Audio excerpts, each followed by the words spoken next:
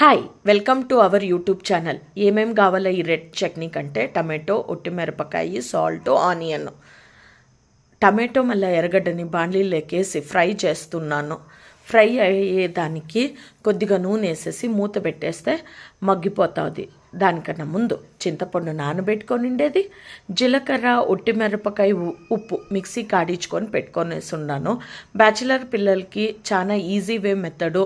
దోశలేకి, పొంగల్లోకి, ఇడ్లీలోకి అన్ని దానిలకు వేసుకొని తినచ్చు.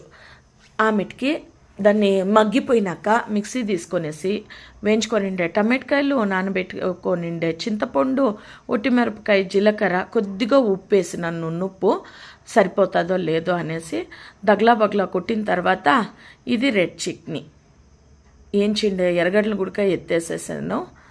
Thank you for watching. Kindly like and share and subscribe. Bye.